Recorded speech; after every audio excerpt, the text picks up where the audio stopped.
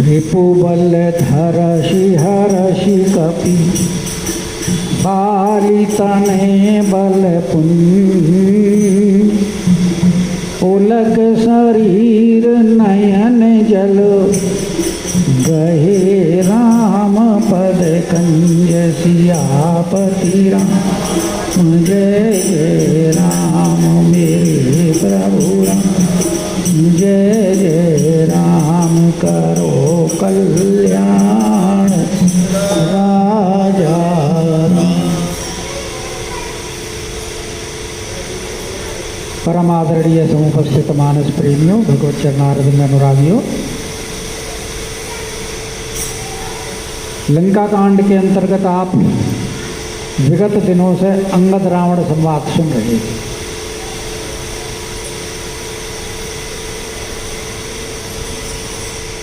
और अंगद जी रावण को अंतिम वार्निंग दे रहे हैं।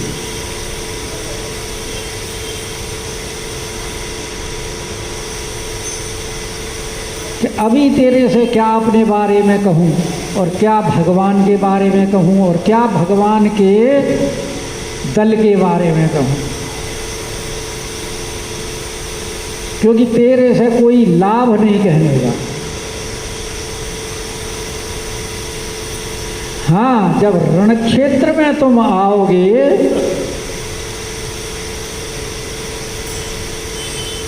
उस समय आपको अच्छी तरह से खिला खिला करके और पटक पटक के मारे। हतो न तोई हतो न खेत खिलाई खिला, अरे तो ही अवही का करो बड़ाई।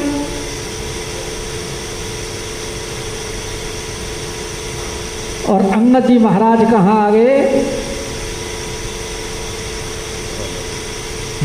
रावण के सारे बल को, जो बल का गर्व था, उस गर्व को नष्ट कर दिया। क्योंकि रावण को उसकी सभा के सामने ही और उसका मान मर्दन किया रावण का, तो रावण तो भयभीत रहा ही रहा, अंदर से प्रकट में ना दिखावे, लेकिन अंदर से रावण दुखी है और दुखी है। और सारे सभासद भी दुखी हैं, व्याकुल हैं, क्योंकि पहले एक वानर आया था, अक्षय कुमार को मार दिया, अशोक वाटिका उजाड़ दी, लंका जला दी।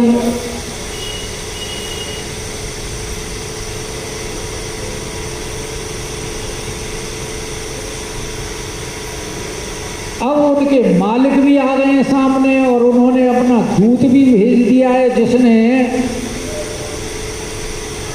उसने भी रावण के पुत्र को मार दिया और रावण की बेइज्जती कर दी। सारे सभा का बल उसने छीण कर दिया, क्योंकि किसी से उनका चरण उठा नहीं। तो रिपुबल धरषि,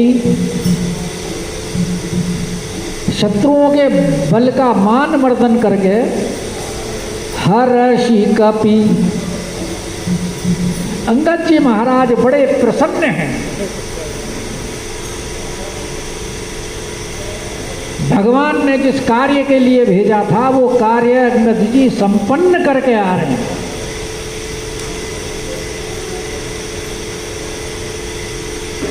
काज हमार तासु हित होई, उसके हित के लिए उसको उपदेश भी दे दिया कि अभी भी कुछ नहीं बिगड़ा, जानकी जी को लौटा दे। और भगवान का संदेश भी दे दिया।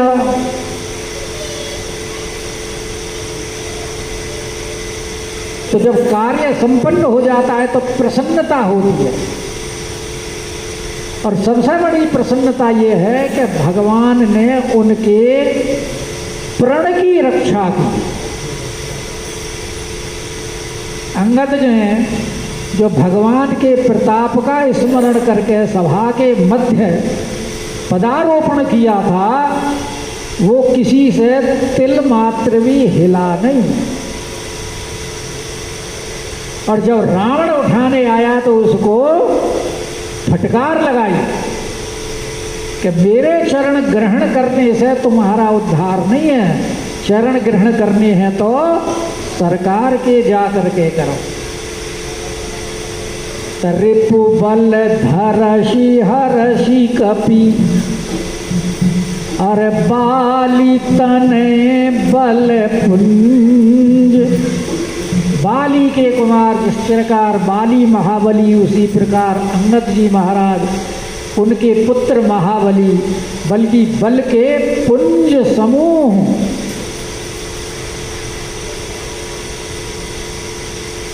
और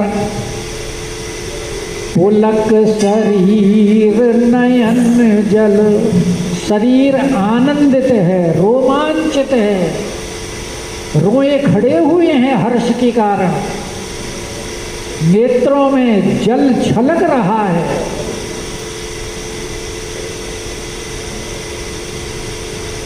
और आकर के भगवान के चरण पकड़ेंगे।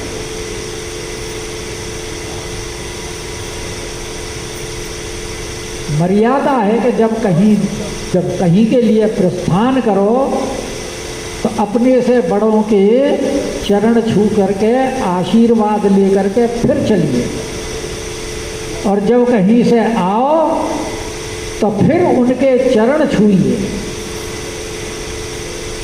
तो यहाँ अंगद जी महाराज भगवान के चरण छू रहे हैं कि प्रभु आपके इन चरणों के प्रताप से ही वहां लंका में जो कुछ मैंने किया है वो सब इन्हीं का ही प्रताप है। इसलिए गहे राम पद कंज, भगवान के चरण आकर के अंगद जी ने पकड़ ली। प्रभु इनसे मुझे विलग मत करना। और रावण तो वहां सभा में उठा उदास बैठा था, क्योंकि अंगद के जाने, अंगद जब तक थे तब तक तो किसी की हिम्मत नहीं हुई रावण को समाचार सुनाया जाए कि अंगद जी ने लंका में आने के बाद में और दरबार में पहुंचने तक क्या क्या किया था। और जब अंगद जी चले गए तब उन्होंने रावण को बताया कि महाराज जब ये अंगद जी आए थे तो आते ही लंका में सबसे पहले प्रथम ही आपके पुत्र को मारा था इसने।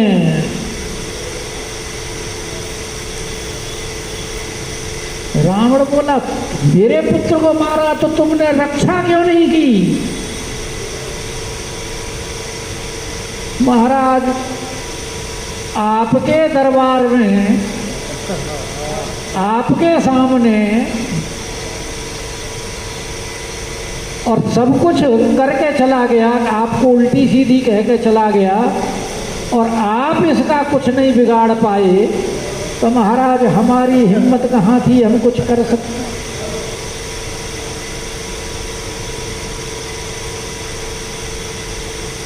अब रावण भी दुखी बैठा है दरबार में। इतने में संध्या समय हो गई और संध्या के समय दरबार बर्खास्त किया जाता है कि सांझ जानी 10 कंधर। और इधर अंगद की कृत्य से रावण भी समझ गए कि भगवान ने जो वहाँ अंगद को हमारे पास भेजा है और हम अंगद को यानी उसके बल का मर्दन नहीं कर सके, कुछ नहीं कर सके, इसका मतलब अब हमारा भी समय आ। सांझ जाने का मतलब यही है कि अब हमारे जीवन की भी संध्या आ गई।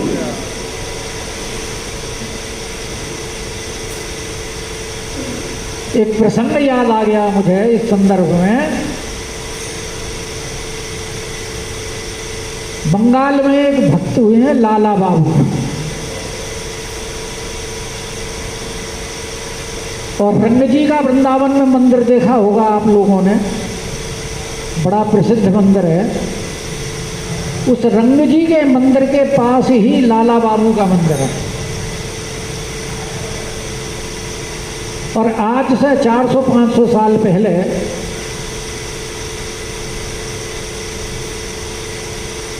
लाला बाबू अपने वहाँ कलकत्ता में बंगाल के अंदर अपने बगीचे के अंदर बैठे हुए थे, आराम कुर्सी के ऊपर धूप सेक रहे थे,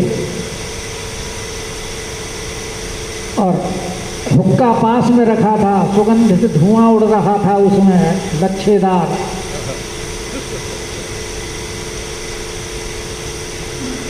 बाग में माली कहीं सोया था और संध्या का समय हो गया, तो माली की लड़की अपने पिता को कहती है कि पिताजी दिन ढल गया, मतलब संध्या हो गई। और ये शब्द जो माली की पुत्री ने अपने पिता के लिए कहे थे वो लाला बाबू के कानों में गए, और लाला बाबू उन शब्दों को सुन करके उनके अंदर से अंदर तक उद्वेलित कर गए वो शब्दों में। बोले अरे तेरे भी तो जीवन की संध्या हो रही है और तू कब चेतेगा, तू कब निकलेगा इस ग्रस्त जीवन से। यानी कहे तो उस लड़की ने अपने पिता के लिए ये सोच कर कहते हैं कि भाई दिन समाप्त हो रहा है, तुम उठो अब और काम करने हैं, क्योंकि शाम के समय सोना नहीं चाहिए, प्रदोष काल उपस्थित हो जाता है। लेकिन लाला बाबू के लिए है वो एक तरह से बीज मंत्र का काम कर रहे, और उन्होंने उसी दिन अपने संपत्ति के 4 हिस्से किए।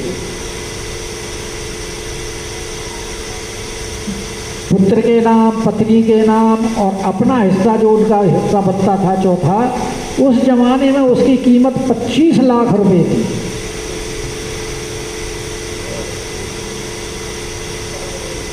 और उस संपत्ति को बेच करके यहाँ वृंदावन में आकर के आसपास बहुत जमीन खरीद ली उन्होंने, अन्न क्षेत्र खोल दिया। अन्न क्षेत्र में वहाँ उनके लोग बाग हजारों आदमी नित्य प्रसाद पाते, हजारों नहीं तो सैकड़ों तो पाते ही होंगे, क्योंकि उस जमाने में वृंदावन में इतनी भीड़ भाड़ थी, साधु संत वगैरह आते जाते थे, वो प्रसाद पाते अन्न क्षेत्र में। लेकिन लोगों के लिए अन्न क्षेत्र खोला और खुद उस अन्न क्षेत्र में प्रसाद नहीं पाते थे, खुद जाकर के ब्रज के गांवों में मधुकड़ी मांग करके फिर भोजन करते थे।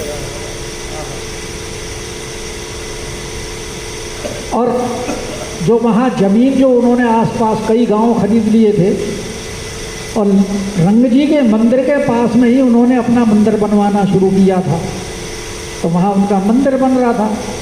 और किसी जमीन के टुकड़े के ऊपर रंग जी के मंदिर, जो सेठ लक्ष्मी चंद थे जिन्होंने रंग जी का मंदिर बनवाया, उनका भी मंदिर बन रहा था, और उनका दोनों का किसी पर विवाद हो गया, कोर्ट में केस चल रहा था दोनों का।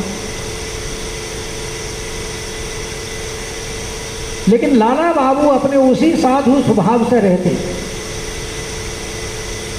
और एक दिन रास्ते में उनके गुरुजी मिले। गुरुजी से कहा, गुरुजी आप मुझे वेश कब दोगे, साधु कब बनाओ?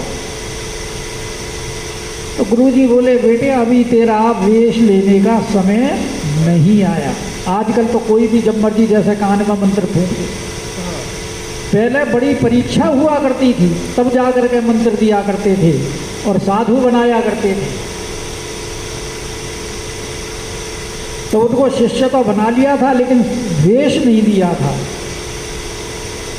तो तो वो बोले मेरे मन में कमी क्या कहाँ रह रही है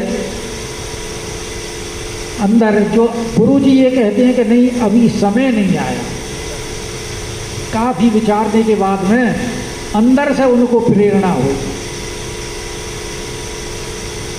अरे तेरा लक्ष्मी सेठ के साथ जो झगड़ा चल रहा है, यानी किसी के प्रति अभी भी हृदय में वैर तो है, और जब तक हृदय से उनके अंदर से राग द्वेष सुख दुख सम्मान मर्यादा सुख इन चीज़ों के बारे में जब तक ये हृदय से नहीं निकलते, यानी समता जब तक नहीं आती, तब तक वो भगवान के पथ का पथिक होने के लिए योग्यता प्राप्त नहीं कर पाते। और दूसरे दिन जाकर के जहाँ उनके यहाँ भी रंग जी वो लक्ष्मीचंद सेठ के यहाँ भी भंडारा लगता था, उनके यहाँ भी साधुओं की लाइन लगती थी। तो एक दिन जो उनके यहाँ जो लाइन लगी हुई थी साधुओं की भिक्षा के लिए, उस लाइन में जा करके लाला बाबू खड़े हो गए। जब लाला बाबू खड़े हुए तो वहाँ उसके मुनीम ने देखा कि वो लाला बाबू यहाँ हमारे अन्न क्षेत्र में आकर के खड़े हुए हैं, इनके तो यहाँ खुद अपना अन्न क्षेत्र चलता है। और उसने सेठ को खबर की। सेठ बोले अच्छा लाला बाबू आकर के खड़े हुए हैं। उसने अपने थाली में अच्छे मुद्राएं वगैरह रख करके सोने चांदी की और लाला बाबू को देने के लिए और आकर के स्वयं उपस्थित हो गया लाला बाबू के सामने। लाला बाबू बोले मुझे ये नहीं चाहिए, मुझे तो आप ये भिक्षा दीजिए जो आपके यहाँ मिल रही है सबको, और दोनों एक दूसरे के गले मिले कि हमारा आज के बाद में कोई वैर भाव नहीं है, मैं अपने मुकदमे वापस लेता हूँ।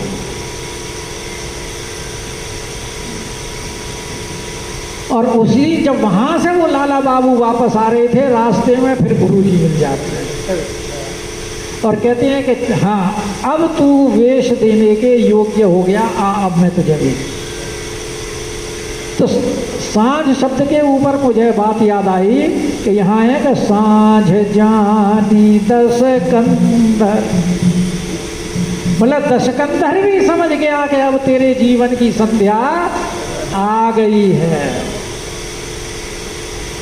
सिर्फ शाम का मतलब ये नहीं है कि वैसे संध्या हो गई और नित्य प्रति जो सभा बंद होती थी।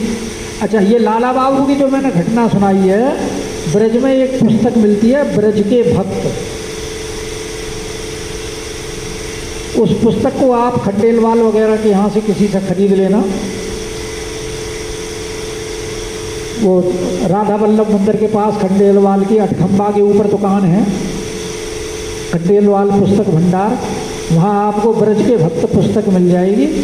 उसमें जो 200-250-300 साल के अंदर जितने भी सिद्ध महात्मा हुए हैं ब्रज के अंदर, उन सब की जीवनी का संक्षिप्त वर्णन दिया हुआ है। उसमें ये घटना है उल्लेखित।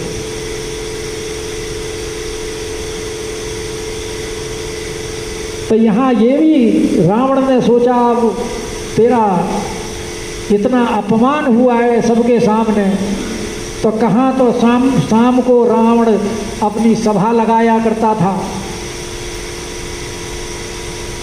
लेकिन जब से वो भगवान ने बाण मार करके और उनके छत्र मुकुट ताटंक इत्यादि सब उन्होंने गिरा दिए थे एक ही बाण में, तब से रावण और सभासद और मंदोदरी सब भयभीत रहते थे और सभा लगाना बंद हो गया था। और आज तो जितनी बेइज्जती हुई है, उसके बाद में वो अपने राग रंग तो भूल गया, कहाँ के राग रंग। और भवन गयहु बिलखा, भवन में भी दुखी होता हुआ गया, रोता हुआ बिलखता हुआ। रोना और बिलखना दो शब्द आते हैं नहीं आते? रोना का मतलब धीरे धीरे रोना, बिलख का मतलब जोर जोर से रोना। और बिलख इसलिए लगा है कि यहाँ सभा में तो मेरी बेइज्जती हुई और घर जाऊंगा तो वहाँ पत्नी बाग बाण मारेगी, वो वहाँ चैन से नहीं बैठने देगी। बोले इधर घेरे, इधर देखें तो कुआं और उधर देखें तो खाई, अब जाएं तो जाएं कहाँ। तो इसलिए वो जो पहले उनका जो लगता था दरबार राग रंग वाला, वहाँ तो गया नहीं, जा करके घर पहुँचे और घर तो मंदोदरी तैयार बैठी थी कि सभा के समाचार उसको भी अपनी दूतियों से मिल चुके थे। तो मंदोदरी राम नहीं, पहले 2 बार समझा चुकी है मंदोदरी रावण को। एक बार सुंदरकांड में और एक बार लंका कांड में, जब वो पुल बांधने का समाचार आया है और उसके बाद में जब उनके पुत्र ने वहाँ दरबार में रावण को कहा तो वहाँ से निकल करके घर आया, तब मंदोदरी ने समझाया, जो भगवान के विराट स्वरूप का वर्णन किया रावण के सामने।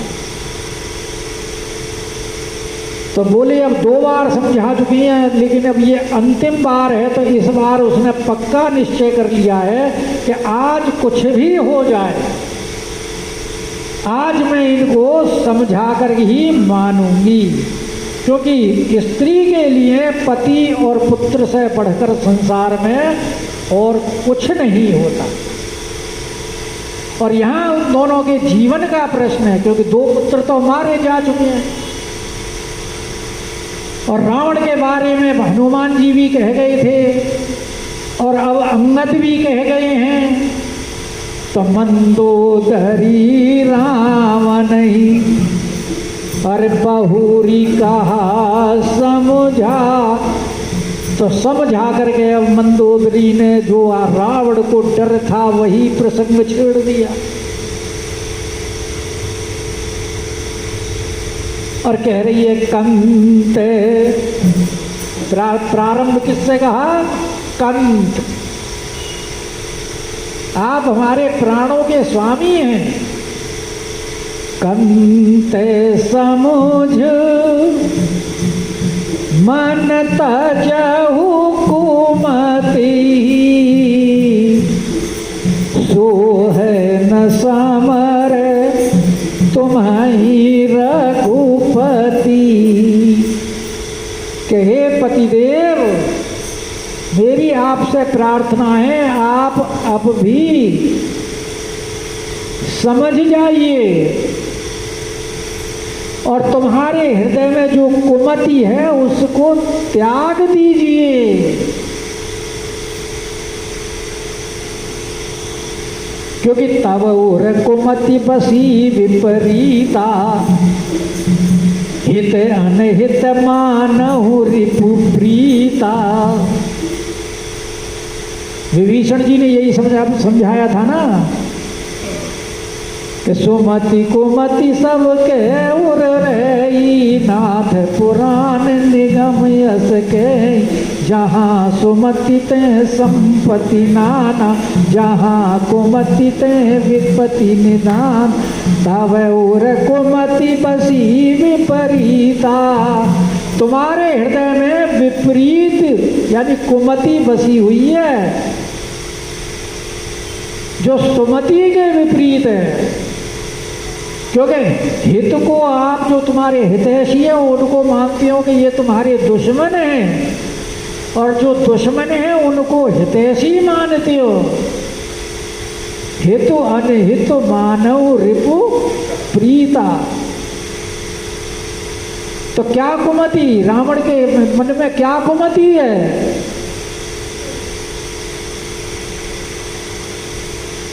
जो जानकी जी काल राति निश्चर कुल केरी, और तेही सीता पर प्रीत घनेरी, ये कुमति है। जानकी जी कौन है?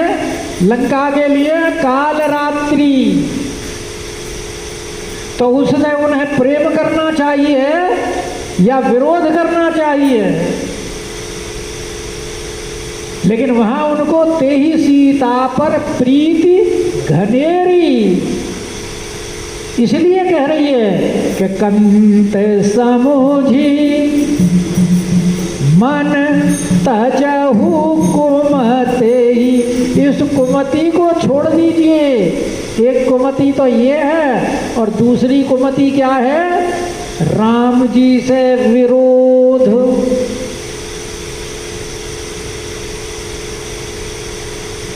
क्योंकि राम जी के जो बाण हैं वो अमोघ बाण है। राम बाण अहिगन सरि, निकर निशाचर भेद। सारे राक्षसों का समूह करने वाले हैं नाश।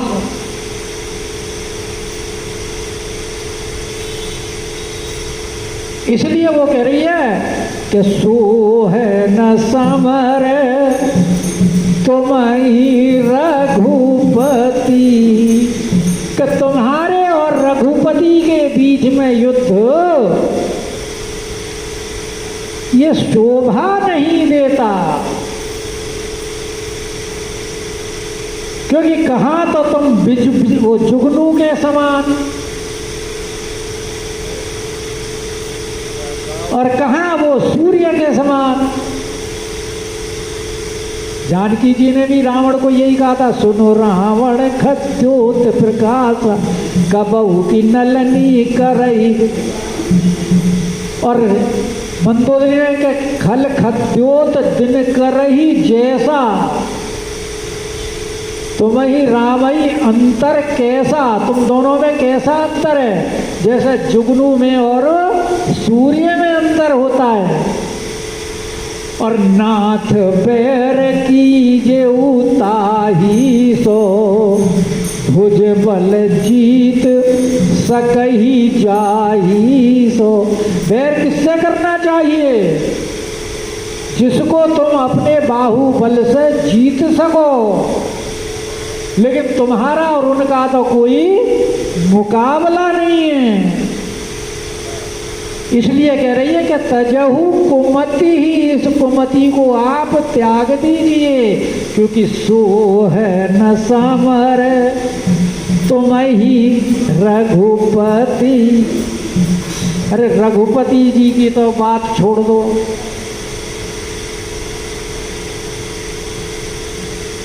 रघुपति के छोटे भ्राता लखनलाल जी,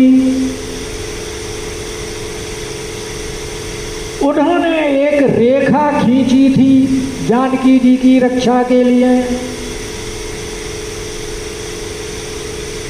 कि रामानुज लघु रेख खचाई। अरण्यकांड में जब भगवान वध करने के लिए चले हैं सोने के मृग का, और वहां जब उसका वध किया है तो उसने हा लखन हा सीते छद्म भाषा में जब उच्चारण किया अपनी सहायता के लिए, ऐसा तो जानकी जी ने समझा के राम जी संकट में हैं और उन्होंने लखनलाल को कहा कि जाइए भाई की रक्षा की।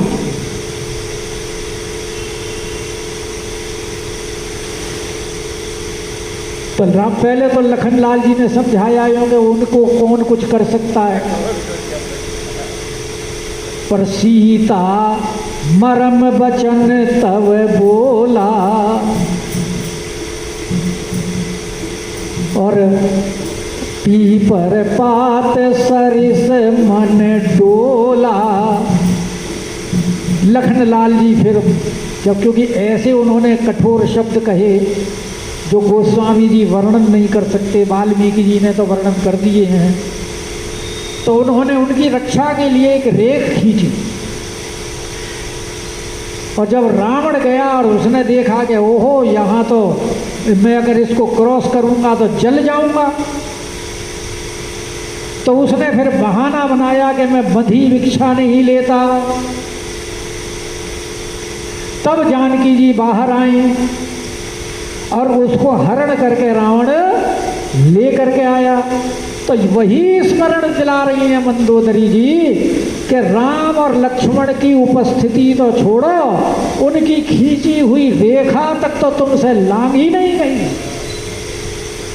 रामानुज लघु रेख खचाई, अरे सो नहीं नागेऊ असी मनुष्य।